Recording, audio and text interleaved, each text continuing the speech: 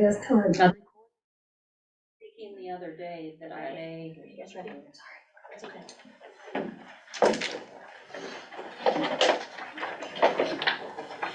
I wanted to just briefly explain the revenue neutral rate. I need to call it to order, don't I? No, No? this is a hearing, this is Okay. not a board meeting. Okay. Or do we need to call it to order since they're gonna vote? No, it's a hearing. Okay. I don't think we have to do that. Right. So, in your packet was the revenue neutral rating spreadsheet. If you look at that very first numbered item that says general, actual tax levied, $1,235,401. So the RNR rate became new last year. This is because of the inflation that we have had. So your $100,000 house now is worth $175,000, whatever. Just things just exploded. So if you were in a richer or a very rich county like Johnson County, those school districts are able to raise a lot of money.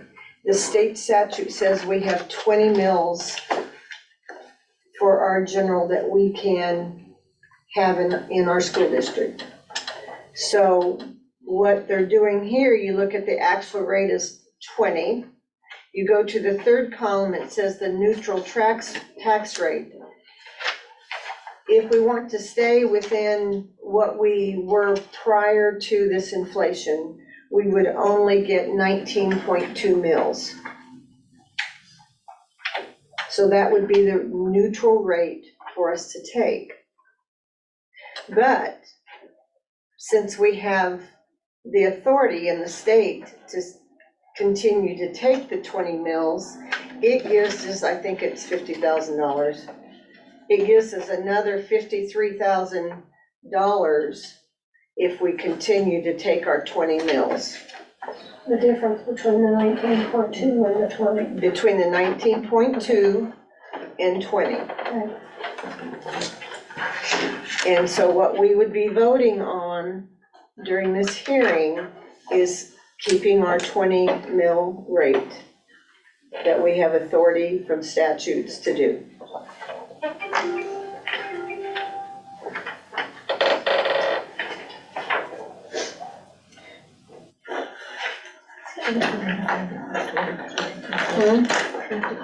Okay.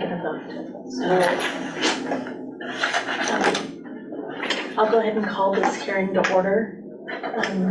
We heard the explanation from Mrs. Meyer. The reason we have to call the hearing to order is because there is a motion that has to be made. There's a reading of the resolution, then there's a vote that goes along with that. So that all has to be recorded in the minutes and taken forward. So it doesn't look like we have any members of the public here. Does anyone else have any questions for Mrs. Meyer regarding the revenue neutral rate and the $53,000 increase that's due to inflation? Thank you. Did your questions get answered from your emails? Yes, they did. Good, thank you. Yeah, Eva? Okay, hearing none, I'll read the resolution. The resolution reads, resolution to exceed revenue neutral tax rate 01/2023/2024. A resolution expressing the property taxation policy of USD 417 Morris County with respect to exceeding the revenue neutral tax rate for financing the annual budget for 2023-2024. Whereas 2022 House Bill 2239, amending Kansas Statute 792888, provides that a levy of property taxes to finance a 2023, oh, there's a typo. Right there, it says 2043. We'll have to change that before that is signed, but we can still record the vote there. 2024 budget of the USD 417 exceeds the revenue neutral rate to finance the 2023-2024 budget of the USD 417 be authorized by a resolution. Now therefore be it resolved by USD 417 that the 2023-2024 budget where the levy of property taxes exceeds the revenue neutral rates calculated for the 2023-2024 as adjusted pursuant to the 2022 House Bill 2239, amending the Kansas Statute 79-2988 is hereby adopted. And then we will fill in the date as we sign it. So at this time, we will take a roll call vote regarding this resolution. Marie Bly. Yes. Billy Galinsky. Yes. Kelsey Hartman. Yes. Jamie Johnson. Yes. Mary Myers is absent. Terry Powell is absent. Tina Ray Scott votes yes. So by a vote of 5-0, the revenue neutral rate has passed. We'll move right into our hearing on the published budget.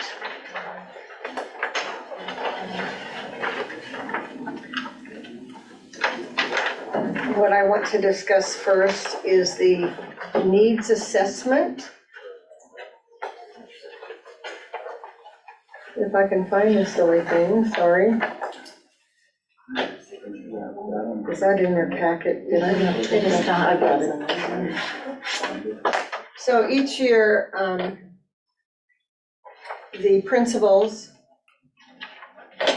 administrators get together and they discuss how we use our funds or how we should use our funds toward helping students that are not on goal to be in their grade level.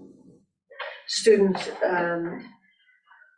with IEPs, anything that we have to do to tutor or reach state assessment goals, basically, and building needs. And so once each individual building comes up with what they need, they get together and they,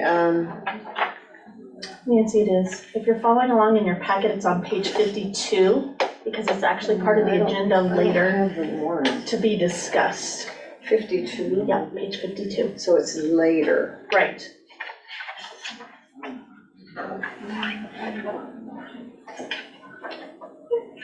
I got it. Okay, so what you're looking at, then all of the administrators that have put their building needs assessment together, come together and we post or come up with one Morris County needs assessment review and a state testing review for budget considerations. And so that's what's in your packet. Identify the barriers that must be overcome for each student to achieve grade level proficiency on assessments.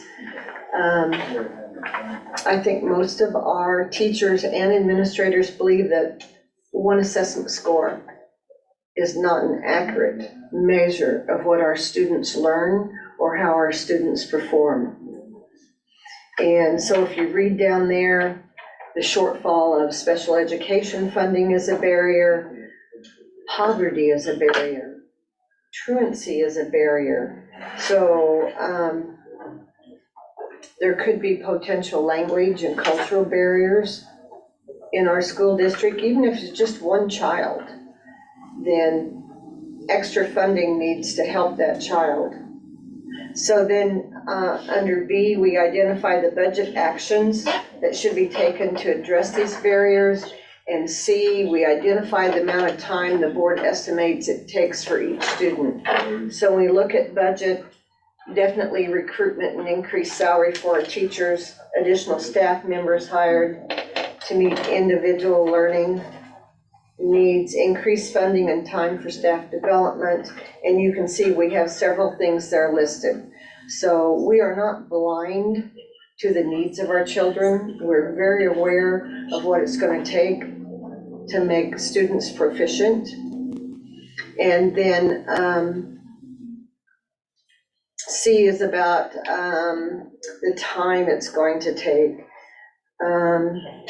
Sometimes the lack of that constitutional funding for special education, we have to wait each year for the legislators to decide if we're going to get an increase in our school funding. That all depends on whether or not, what type of raises or salaries we can give to teachers for retention and recruitment. Many of the factors that affect student success, such as trauma, poverty, mental health, and student disabilities, usually are out of our control. So giving a time estimate sometimes is very difficult to say. How do we correct a fourth grade teacher or fourth grade student that's behind? Will he be caught up in the fifth grade? Will he be caught up in the sixth grade? There are many home issues that we can't control.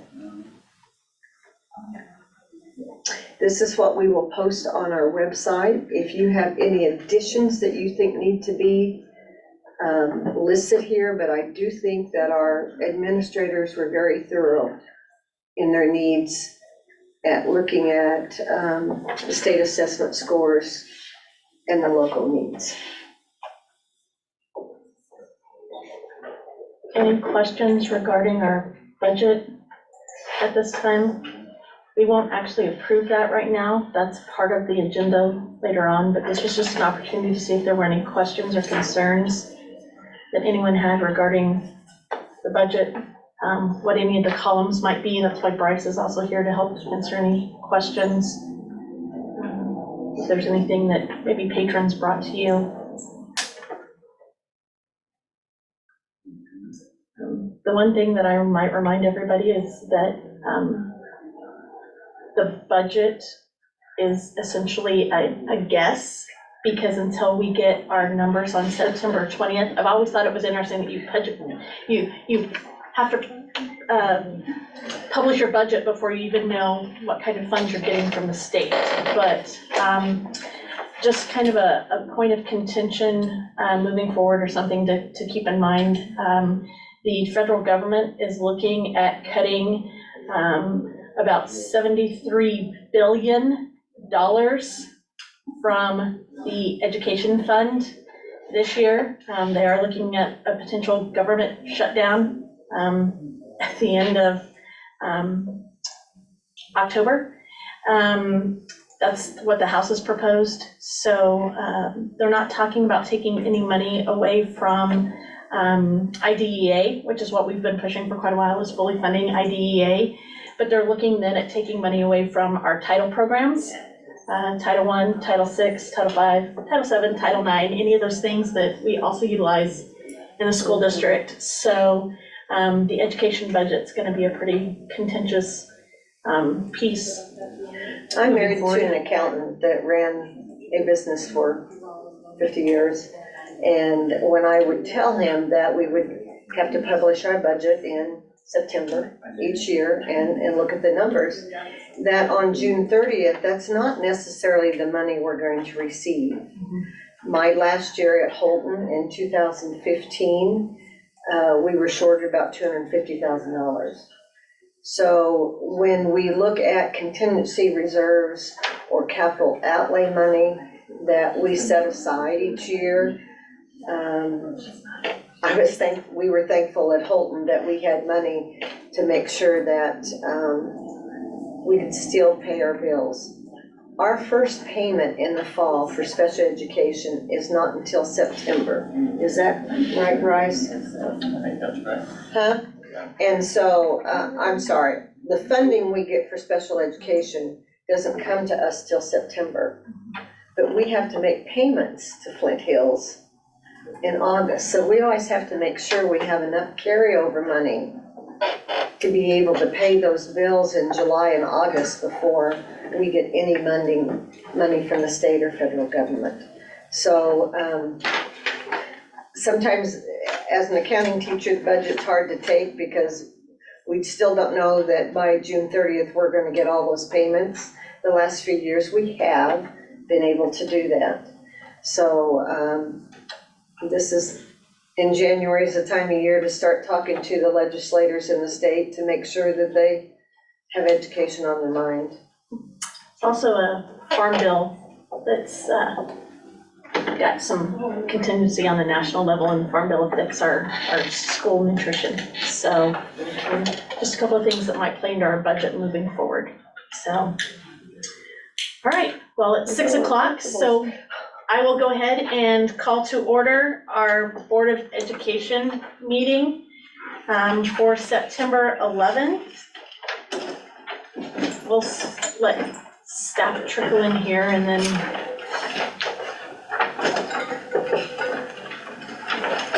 again, since we're new enough in the school year, I think we'll just go around the room and do introductions again so that everybody can get to know the faces that are new in the room. So I'm Tina Ray Scott. I'm Jamie Johnson. Billy Glenson. Marie Blythe. Kelsey Hartman. Tasha Green, And your role. District Instructional Coach. Chris Delforge, Prairie Heights Elementary Principal.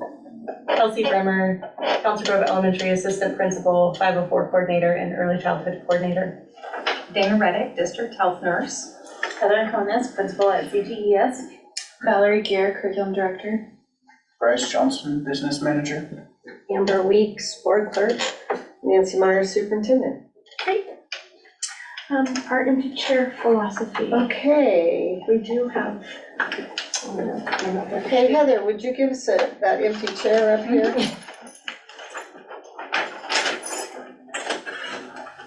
Watch out for the cord. Sorry, I just got the brain big. Fine. We had a lot of things that. Did you win? Yes. All right. You'll notice an empty chair in the middle of the boardroom. I ask you to picture a student in our district, whether it be one in the classroom, on stage, or on the court or field, that is represented by the empty chair. We are here for our students, and all decisions should be made keeping students at the forefront of all those decisions. As the best schools make decisions based on the needs and interest of the students, not the habits and traditions of the adults. I ask you to keep that student in your mind while making decisions to ensure the best interest of our students by providing a safe learning environment that is relevant and rigorous to prepare them for post-secondary endeavors.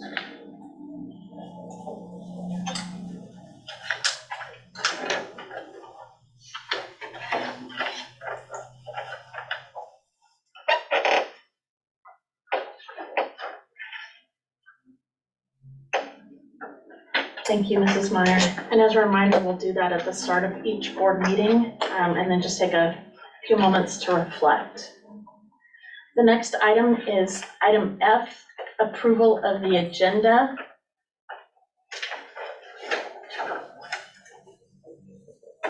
Are there any additions or items that we need to have added to the agenda?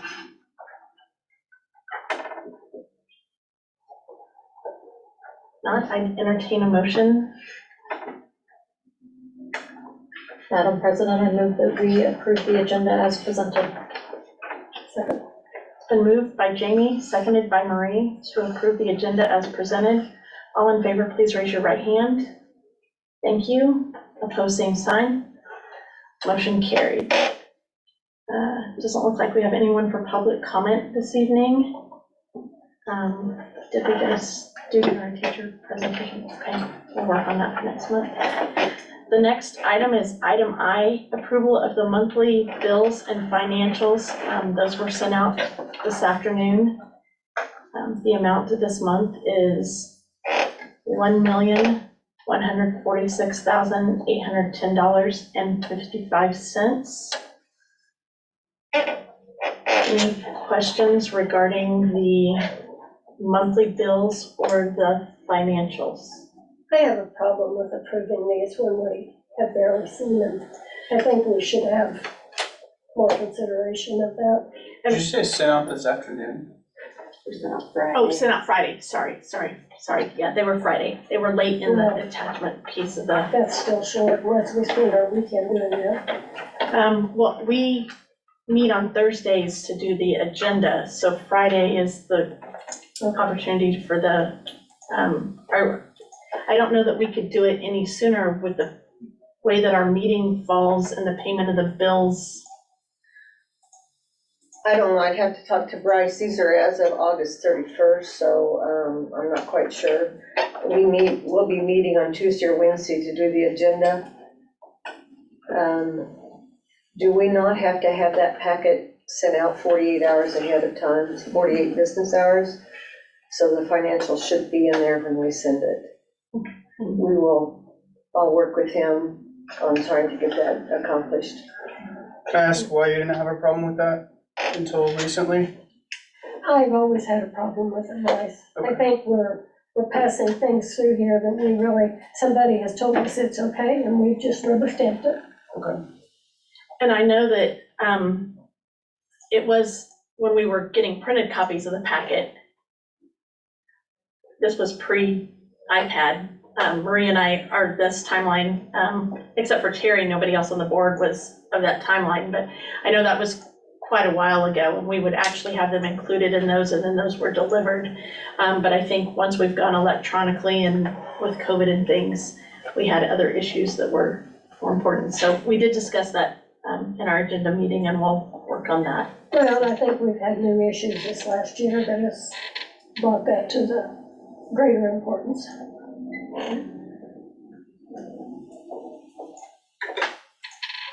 Any other comments, questions regarding the monthly bills and the financials?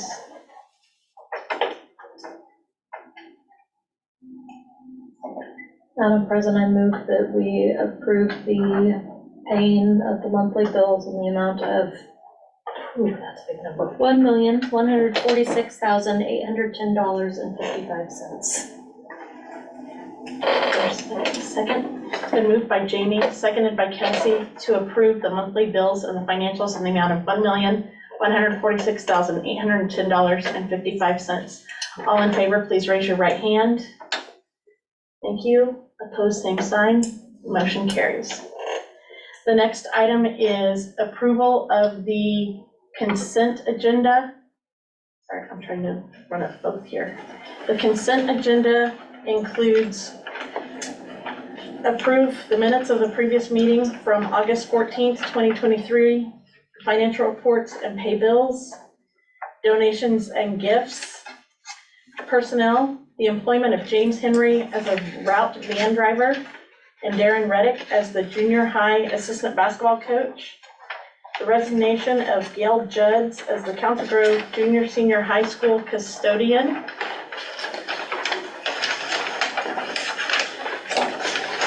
are there any things that you would like to see removed from the consent agenda?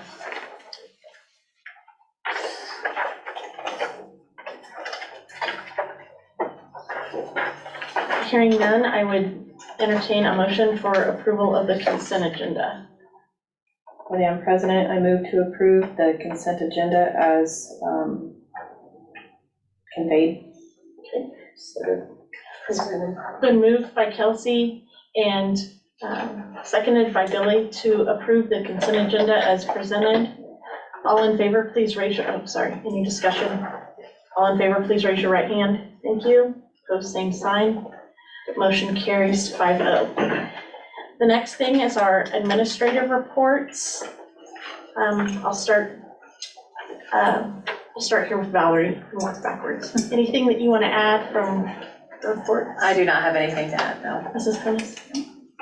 Mrs. Reddick? I don't have anything to add, but I noticed on the agenda it said discuss the grant right here, so I didn't know, everybody should have received that with my letter. Yes. Did anybody have any questions in regards to the grant? This is just so that if you want to leave and get to basketball, we can vote on it later, but this is your chance to be able to discuss it now. Yeah, I did want to clarify one thing in case anybody was confused by it. With it being listed as the infectious disease management funding budget grant, this is the Kansas K-12 State Positive Test Negative grant. It's like one and the same. So it's the same grant we've gotten the last, how many years have we been doing this now? 3 years, I think. So it's the continuation of this same grant that we've been getting our testing supplies through. for COVID and influenza. It just, every year they kind of tweak it a little bit as far as what you can get funding for. And this year was no different. So there's definitely less things that we could budget for. It was mainly testing supplies and health office staff to help carry through with that protocol. Beyond that, it was pretty much cut and dry. So I think we have maybe some PPE on there. So that's it. Anybody have any questions? If you are all in agreement with that, then we'll be able to finalize everything and have the testing supplies available again. I'd just like to say thank you for doing that again. Anything we can do to help, facilitate paying our staff and having those supplies available for students gives them a chance to be tested in the building without having to leave, and determines whether or not we can keep them there, so. Right. And as you've probably seen and heard, there's not quite, the COVID testing especially isn't quite as readily available as what it's been in the last few years. So the fact that schools are kind of priority on that right now for the state, as far as having it available through their funding, is good for us, so that we can help provide that for our families if they want it. Any questions for Mrs. Reddick? Okay. Mrs. Bremer? Nothing to add. I would just like to say that I'm really super excited that you, later this week, tomorrow? Wednesday, have an opportunity to represent our district and talk about the great things we're doing in our building in front of your cohorts in Wichita, so. Thank you. Congratulations. She has over 80 people signed up right now. Fantastic, fantastic. I know what size those rooms are. That's gonna be standing room only. That's I great. don't. Oh, sorry. We heard you're taking some support. We said she's going no matter how bad she feels, so. She says I'm sick. When she gets there and she gets to start talking about what she does for kids, she'll be great. And we have 6, 7 people going. 6 of us. We have 6 going for MTSS. We have a rotation, teachers every year. This is probably one of the better conferences or workshops the state puts on. Absolutely, absolutely. So, Mr. Delforge. Nothing more to add. Great. Ms. Green. Nope, I don't have anything to add, thank you. Okay. I have something. Meyer, yes. I do have something. Mr. Dornbos and Mr. Fox are over at the field. We're having a home JV game. I did approve them to watch sports instead of sit at the board meeting. And neither of them had anything additional to add to their reports. They were pretty thorough about everything that was going on. A couple things. On Friday, we have a reunification drill. It's part of our crisis plan. And at 9 a.m., the junior senior high will empty out of all its students and employees and walk to the Methodist church. This would be in case there would be a crisis of a fire or anything where we had to evacuate the school. Ms. Blair and I will be there a little early, get things unlocked. And they have a system for taking roll call once they're there and making sure all students are there. And if we would ever have one, we have notified the police, the church. If we would ever have the need, the kids would know what to expect. So we also do at least 4 fire drills, 2 tornado drills, several different, does the high school do a intruder? Yeah. So these are all safe schools initiatives and they have to be reported. I'd also like to talk about this year's head count. So far, today, whatever, we have a few more days until the 20th of September. That is our money day. For every head that sits in a seat, we get full funding. Except for pre-kindergarten, we only get half.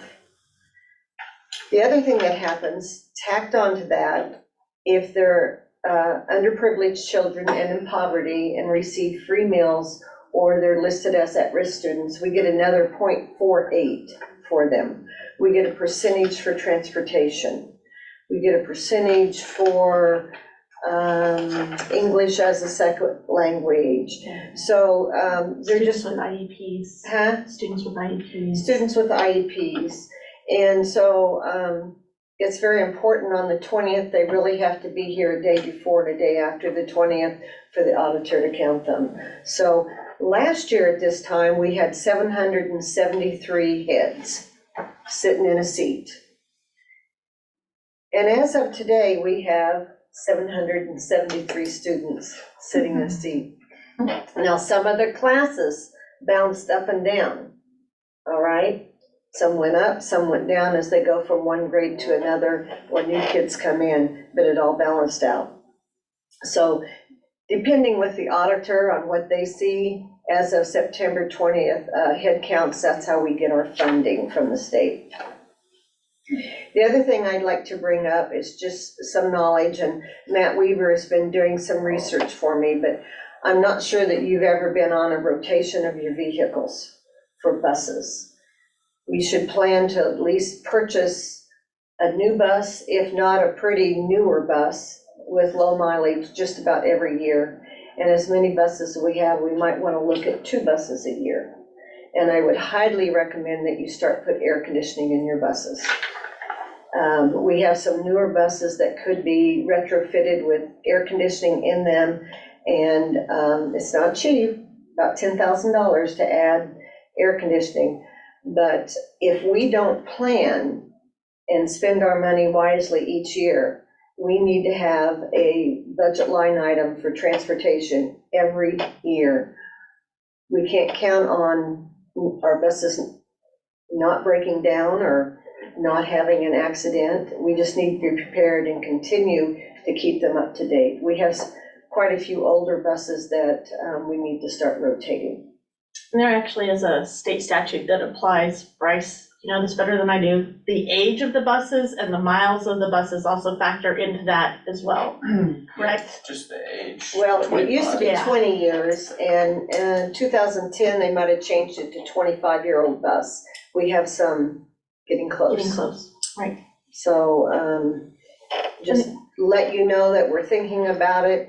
We are over 400 days to order a new bus.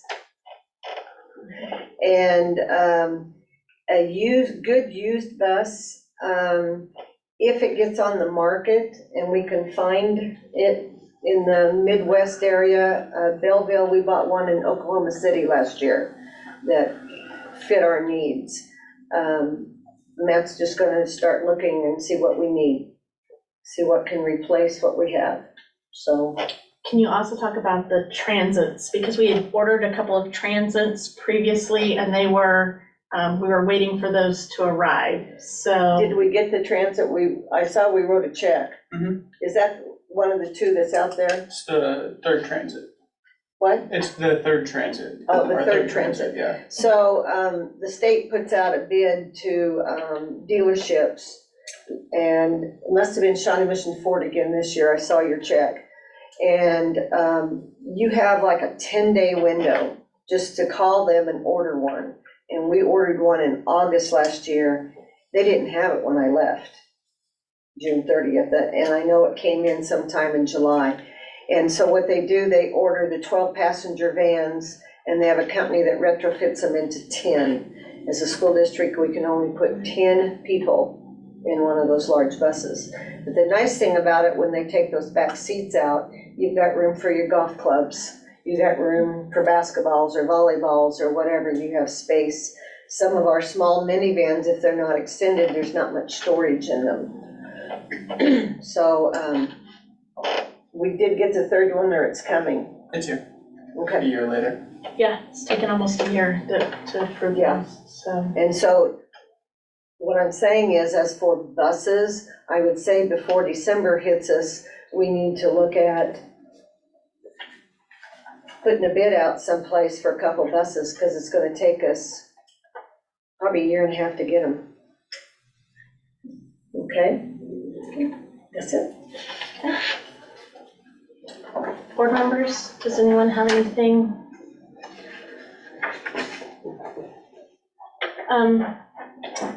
I placed in front of each one of you from KSB, one of these little quick cards to be able to answer questions. One side is about student success, and they state what the myth is that's kind of circulating around the nation right now, then what the facts are, and then each of those bottom pieces correlate to some facts. If you get that QR code, you can get the entire article that goes along with that. And then if you flip it over on the back, it talks about dollars and cents, because we hear all the time about how much money we're spending for kids. KSB is going to keep coming out with these little pocket cards with at least 2 key points on them throughout the year, and especially during the legislative system. And then, like I said, if you hit that little QR code, it's going to pop up a lot more information. So Kelsey, that's what I was looking at for you yesterday to see if LOB was on here. LOB is on the next one when it talks about some budget stuff. But these are gonna come out, these are just really quick little information pieces that then can help you catch up. So one of the things that I wanted to mention when we talk about budget, for example, as Mrs. Meyer was mentioning, if you're in Johnson County, you're in the Blue Valleys of the world, you are able to supplement your local a lot more because of the property taxes that you have available. But overall, the state, in order to do that equalization process, pays about 75.3% of any of our budgets. And then locally, we're responsible for about almost 25% of that. So just some little facts there regarding that. And then KSB did kick off their legislative listening tour and pulling up the key points and some of the issues that they think are going to become high points moving ahead for the future. So of course it's IDEA SPED funding on the state level, as well as issues that pertain to vouchers for state certificates. I think that's going to become tax credits, whatever term people are using for those moving forward. I think the other 2 main key points that they brought up are kind of in line with the national agenda, prioritizing student and staff mental health, and again, teacher retention and recruitment. So as always, I welcome any questions or concerns that you have about those as we keep moving forward into the legislative session. So already gearing up those conversations. Anyone else, anything? Jamie and I will be going next week, next Friday, to KSB for some board leadership training. And then we've got, both of us are signed up to go on the 30th to the Women in Leadership conference that's in Hutchinson. So if either one of you are interested in that, there are still vacancies available for that. It's an all-day event. It's a combination of school board members, city council members, and county commissioners. So it's all the municipalities as well as school boards. So it's locally elected women from across the state that are getting together to have conversations about what those roles look like. So if you're interested, just let Amber know. Okay. We'll move now into our business items. The first thing is the building needs assessment and the state assessments. And Mrs. Meyer started us on this a little bit. Again, this starts on page 52.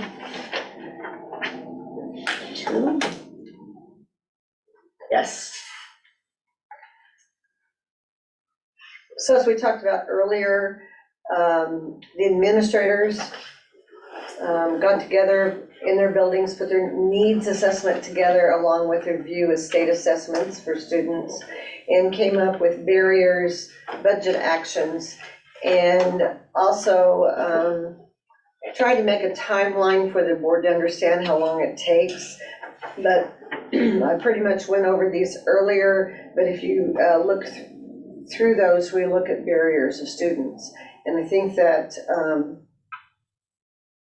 the average person, the average parent doesn't understand how many barriers one student could have or whole district could have. When you look at underprivileged children, poverty, transportation. Very few of our students now live with their natural mother and father. All right, maybe they're being raised by a relative.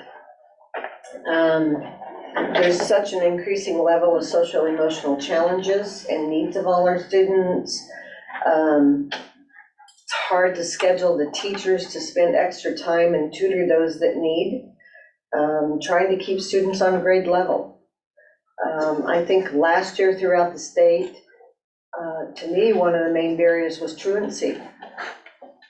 We got into a habit from COVID at staying at home and Zooming in, and so we lost some of the structure that families had at home, and so it's hard to get that built back into the student, especially the younger they are. You know, it's just hard.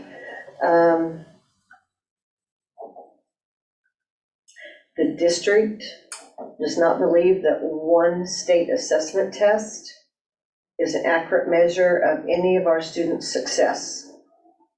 You know, assessments are written in a way to avoid 100% success, I think, for everybody. Children have test anxiety. They might not understand the type of language in a state assessment.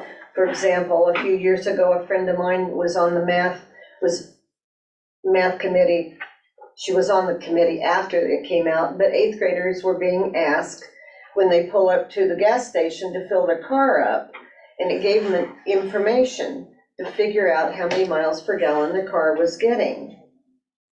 How many 8th graders do you know that get gas? None. So there, you know, if you're a farmhand here in Midwest Kansas and it's a city, a question built around something that goes on in the city, they wouldn't have that answer. So I think that they're trying, but a lot of their assessment questions come from a national source rather than us. So any questions on the needs assessment and state review?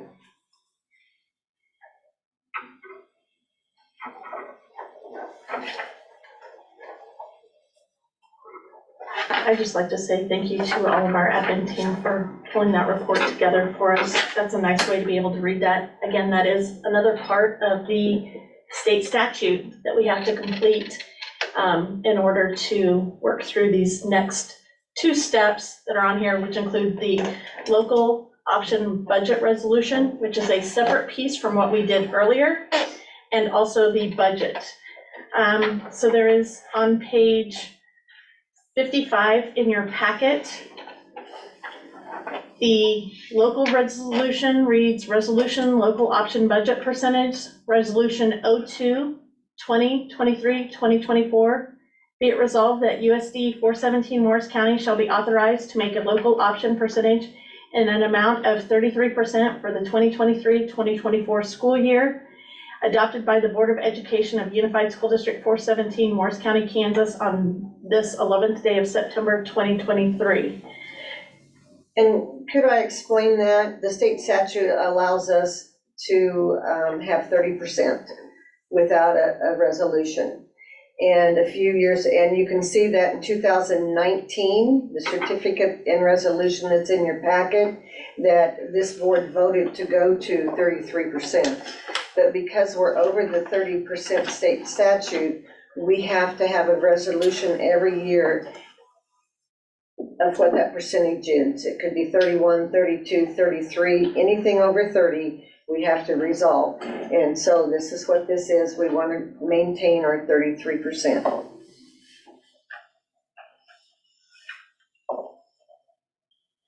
So at this time, I just need a motion to adopt the resolution as read. Madam President, I move that we approve the resolution as read. There's a second, second by Billy. It's been moved by Jamie, seconded by Billy, that we adopt the resolution as read. Is there any further discussion? Hearing none, all in favor, please raise your right hand. Thank you. Opposed, same sign. Motion carries, and there will be a resolution coming around, so if everybody's got a pen, that would be great. We'll have this signed and back to Amber so that nobody has to stay this evening. The next item on the agenda is the budget for the 2023-2024 school year.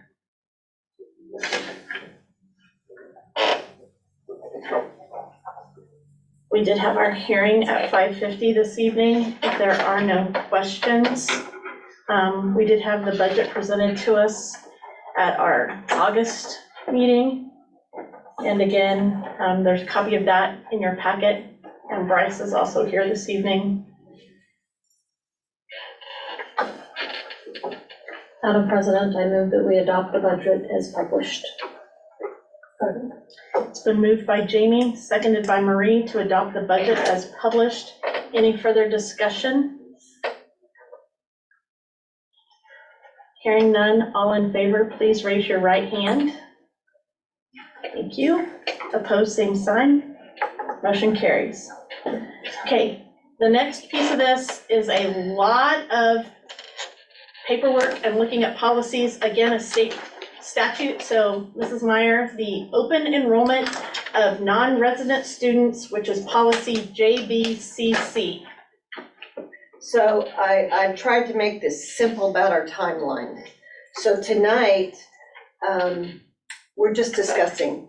I have given you the KSAB version of the enrollment of non-resident students. This is about, this has to be approved by December 31st. So we shall provide notice of such a hearing, which shall include the time, date, and place of the public hearing to be held on the proposed policy. Such notice will be published at least once each week for 2 consecutive weeks in a newspaper of general circulation in the school district, and shall also be posted on the school district's website. At the hearing, a representative of the board shall present the board's proposal for the policy, and the board shall hear testimony regarding the proposed policy from any public people that would like to come and speak for it or against it. Following the public hearing, after consideration of the testimony and evidence presented or submitted, the board shall determine whether to adopt or revise the proposed policy at a subsequent public meeting of the board. So here's our timeline. September, we're discussing open enrollment legislation and the timeline. We're going to review the current policy and collect feedback and questions. So this is for the administrators to think about it, give me feedback, for you to think about it once you read it. What this does is anybody can come and enroll in our school. If they do not live in our school district, they will be put in a type of lottery to be drawn.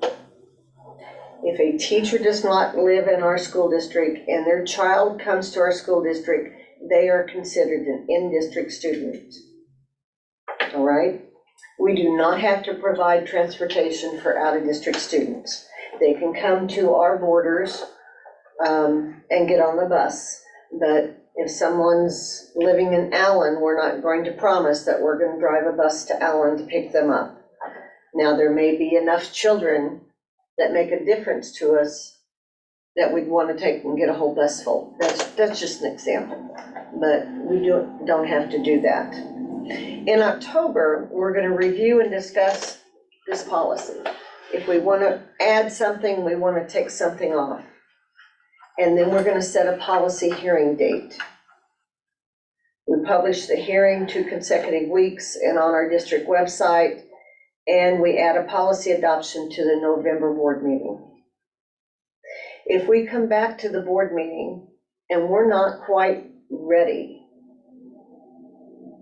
we might have our hearing and we hear things that we think we need to change, we do not have to adopt the policy in November. We do not have to publish again, but we do not have to have a second hearing. We would come back in December and present to you what we've come up with all the suggestions, and we would have to vote on it at our December meeting. Must be in place before January 1st. Then by May, we have to decide what our capacity is. And through my meetings with Greenbush, we're just getting a lot of information. They're gonna come up with forms and formulas and how we can figure that out. So the easiest part would be Heather and Kelsey and Chris at the grade schools. You know how many grade school students you can hold in one room? Let's just say we look at our policy that if it's 20, more than 20, we split the class. Well, we only have one teacher, so our policy, our capacity for fourth grade is gonna be 20. And maybe we have 17 students coming back that we know of. All right, then between June 1st and June 30th, we have to figure out what our lottery is. They have, well, we call it the three-legged stool. They have to be on track to be in the fourth grade. They must have minimal discipline issues, and their attendance, we could say, has to be at 90% or above if we want to put them in the lottery. We can deny them if none of those three, any of those three don't comply. So as we get up to sixth grade, we pretty well know where we're set. You know, we might have 55 in a grade this year, let's say fifth grade, where we have 3 teachers, but next year, you know, we're only gonna have 40, and we're gonna have 2. So we have to decide that early enough of what our capacity is. The hard part is when we get up to the junior, senior high school, because then it goes on to programs. So they will say, how many students can you have in your VOAG class? How many students can you have in FBLA or FCCLA, home ec, business? What kind of capacity do those classes have that students want to take? And the high school, junior high and high school students would have to also fill out what they're interested in being involved in, about what classes they would be taking. That's going to be an issue yet that we have to figure out. So by June 1st, we post that capacity. And then in the month of June, people apply. We will have some type of application for them to fill out. And by July 15th, we have to have the selection process complete. And if we have any students that are going to be denied enrollment, we have to let them know by July 15th that they're not in good standing. That would be a student that's already attending out of district and has poor attendance, or didn't pass his sophomore year and is going to have to repeat, so he's not on schedule to graduate with this class. And maybe he has some discipline issues with suspensions.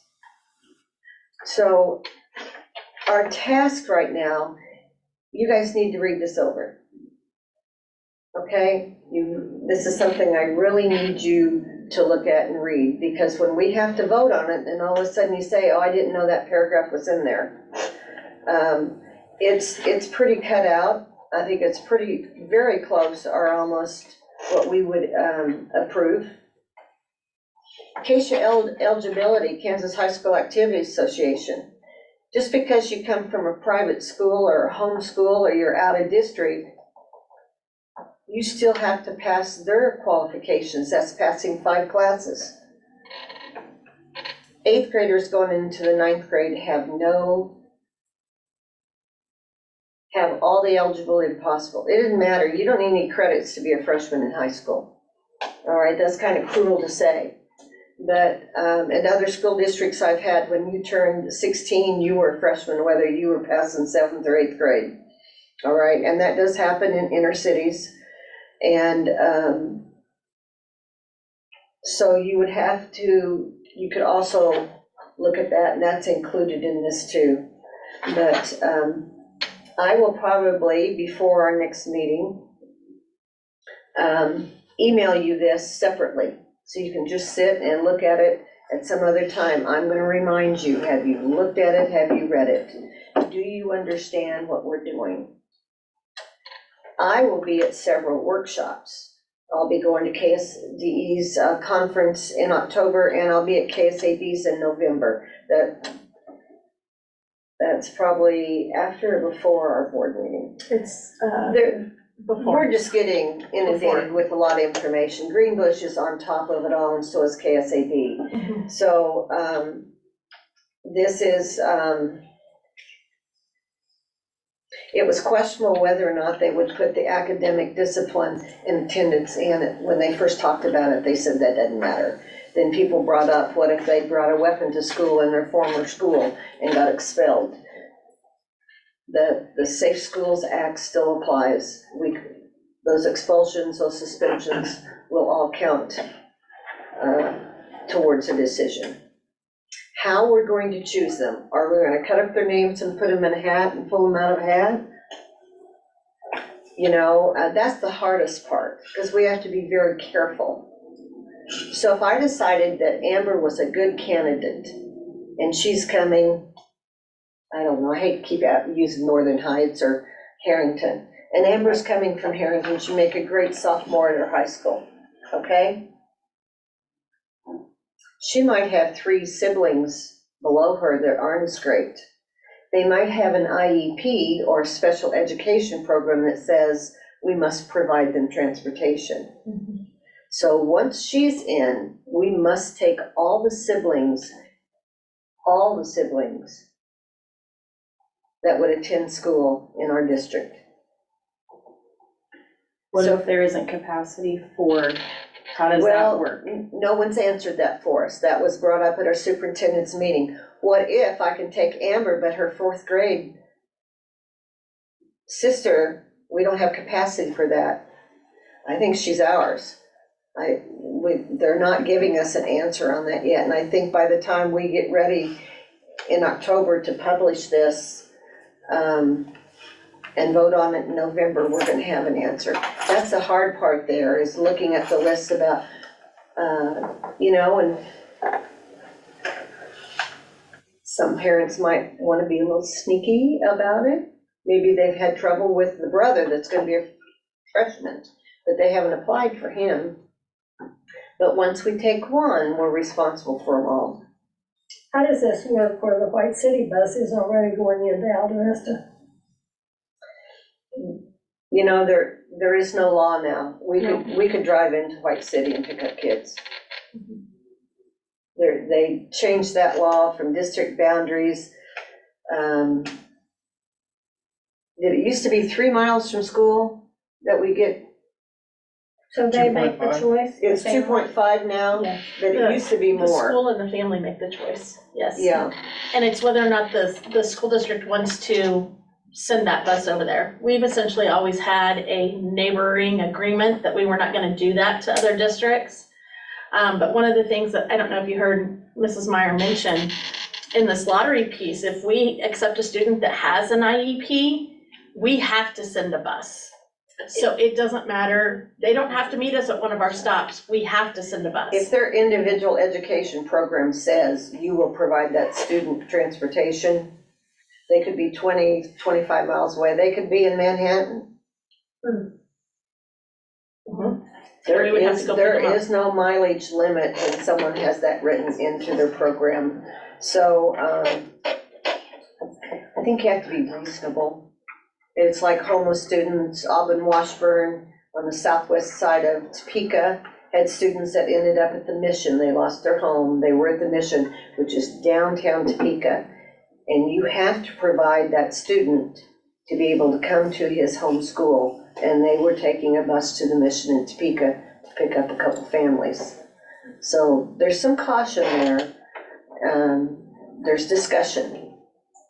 And it's almost like vetting an employee. We're gonna have to pretty well get on the ball and vet these students.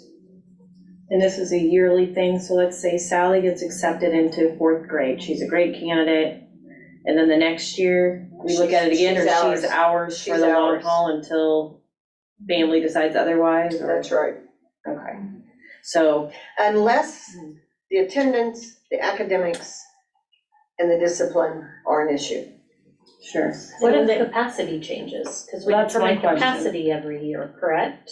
That's why you have to plan ahead. So that's why Let's- you're looking at what it is potentially moving for the future before you take a student. Right, but let's say Sally comes in at 4th grade. 5th grade, we have 3 new families move in, and they all have fifth graders, then what happens? She's Sally's still ours. ours. She's still ours. So we're just So we over can't predict, capacity we and- can, but we can't. So that's fun. Yeah, that's one of the pieces that the legislature did not think through. The hard part, the people that making laws, Brenda Dietrich, the former superintendent of Auburn Washburn, is one of the legislators, and they just don't listen to her. I mean, if we went downtown and tried to explain this to just a general business person, it's kind of like our budget, they're going, oh, they can't do that, and I go, yeah, they do. So it's hard for the people making laws to understand the ripple effect or the domino effect that happens to us. So there has been some push to actually ask for some clarification and some potentially moving forward, some amendments to this bill that would allow for those situations to be addressed or to look at. But that doesn't mean that the state's gonna take it up again. Yeah, I'm hoping Thursday Greenbush has the answer. That was a couple answers that we put to them when we were on our Zoom meeting, is what if, and they go, to be determined.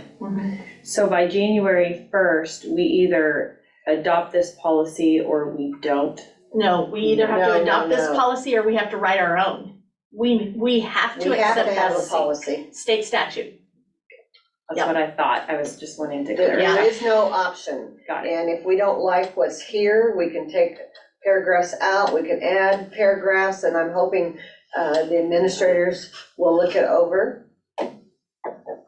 So, To give us some guidelines. Right. Help a little bit.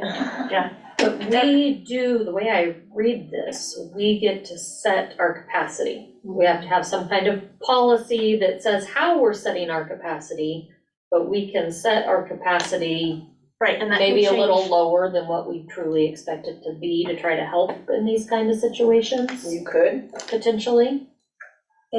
Is there a timeline when we have to have that capacity set? Yes. June 1st. Yeah, June 1st? it has to, So we May can't 1st. even have enrollment Well, it yet has to see be, if we're it gonna- has to So be that was my other determined May question. 1st and posted on your website June 1st. Mhm. So I had the same question Yeah. as Mrs. Honus. Yeah, it's If- before You enrollment. won't have your enrollment Nope, numbers for that again, it's year. a state statute thing. They didn't even consider when enrollment is for school districts. Can we change it since it's our policy? No, No. state statute has set those No. dates. No, Well, all we can use So is what we our may do predicted is we have to numbers. bump up, we bump up enrollment first. Yeah. Is that a possibility?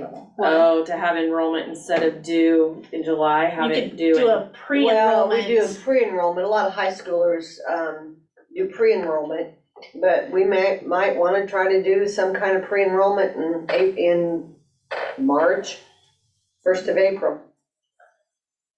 Yeah, it's a It's always the headache. ones that we're surprised about, you know. Mhm, right. I mean, the issue is, they don't know, Yeah. and there's Of a course, lot you're of gonna get the movement ones moving juggling into the around in district. the Well, summer. I mean, but They may not know. we're 4 weeks into the school year and you've already had changes in your building, Mrs. Honus. Oh, yeah. I mean, considerably. Tons of Oh, changes. yeah. So- It sounds like it changes every day. It does. Our yes. enrollment Yeah, numbers. we just got a new foster boy today. We have and drop every day. Student, I should say boy, foster student today. All right, so, we don't know what's coming. We don't know who's going. Life happens. Yeah.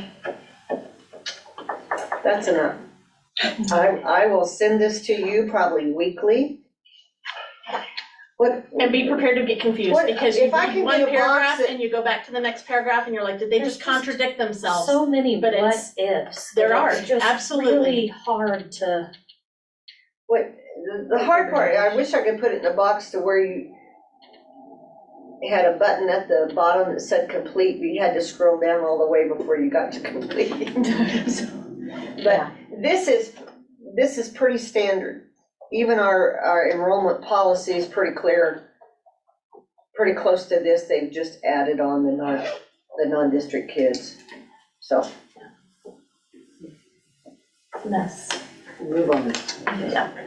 So we'll be seeing that a lot over the next 5 months. So Okay, so the next item of business is update the trustee for the standard 403B plan, and we have to complete the board resolution that goes along with that, so we'll need our pins out again. Mrs. Meyer, would you like to explain how this came about and what kind of situation we're in right now? Okay, I can read the resolution first. Would you like me to do that? sure. Okay, the resolution to appoint trustee of 403B plan. This is resolution 03-2023-2024.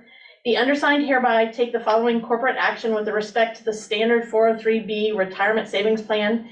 Resolved that the Board of Education of Unified School District 417, Morris County, Kansas, appoint Nancy L. Meyer to act as trustee with respect to the standard 403B retirement savings plan. Resolved that the Board of Education of Unified School District 417, Morris County, Kansas, remove Aaron Doty as trustee with respect to the standard 403B retirement savings plan adopted by the Board of Education of the Unified School District 417, Morris County, Kansas on this 11th day of September 2023. To be a trustee of the districts, we have quite a few teachers that put money into 403B retirement. To be the trustee and oversee it, you have to be an employee of the district. So basically adding me and removing the former superintendent. If you guys agree with that, that that's what we need to do, just need a motion to approve the resolution as read. And then, again, if it's approved, we'll pass it around and have everyone sign this evening. Madam President, I move to approve the resolution as read. Okay, it's been moved by Kelsey, seconded by Marie to approve the resolution 03-2023-2024 as read. Any further discussion? Hearing none, all in favor, please raise your right hand. Thank you. Opposed, same sign. Motion carries, and we'll be sending that around. The next item is the approval of the 2023-2024 Transportation Handbook. And just so everyone knows, we did initially approve this, but there's been some changes, so we need to do it again. Mr. Weaver has changed the bus stop in Dwight, has removed that from the list. Wasn't this where the church was and we no Correct. longer stop there? No, the School, church is, Pleasant Ridge. wasn't in Dwight, it's out in the country. Yeah, so that, right, that's not he's taken that off the we list took of that stops. stop off Oh, and okay. yeah. Right, Yeah. and basically that's all that's different in here are our stops.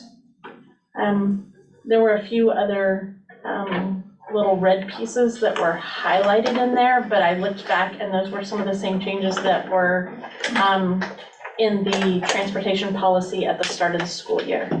So essentially, again, it's just to update the transportation handbook. And that was an attachment to your packet. Madam President, I move that we approve the 2023-2024 Transportation Handbook. It's been moved by Jamie, seconded by Billy to approve the 2023-2024 Transportation Handbook. Is there any further discussion? Hearing none, all in favor, please raise your right hand. Thank you. Opposed, same sign. Motion carries 5-0. Starting then on page 68 of the, that's the 4013 plan. We're moving to the transportation handbook. Starting on 73 is the Grant information. correct that Mrs. Reddick talked about earlier with regards to what all the grant includes in it. Some of those salaries, the grant proposal itself, listing the PPE that she mentioned, masks, gloves, gowns, face shields, goggles, those kind of things. And I think also along with this may have been, so it's the personnel, the supplies, and then if we approve and accept the grant this evening, then she can finalize that to make sure that we get payment. So looks like the grand total for the full amount that was requested was $139,522.45.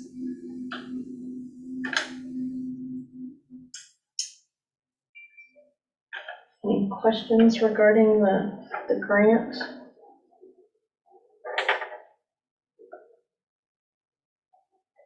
Hearing none, I would make a motion to approve the Kansas K-12 KDHE grant that is listed as the Infectious Disease Management Funding Grant and Budget as included in the packet. Second.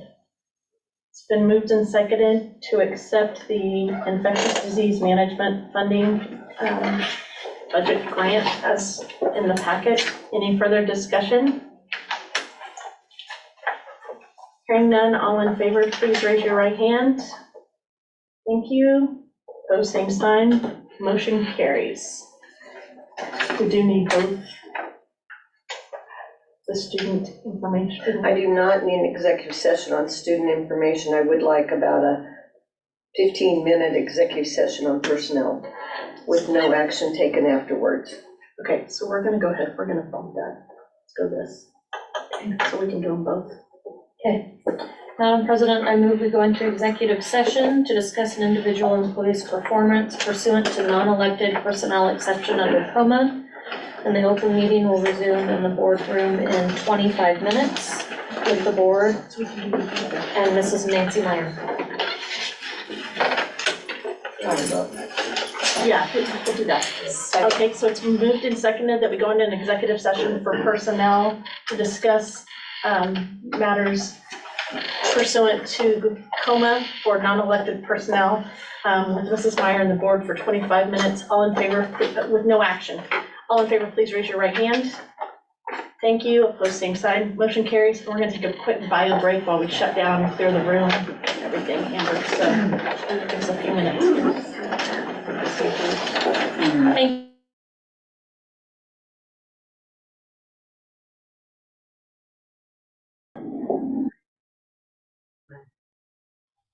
Okay.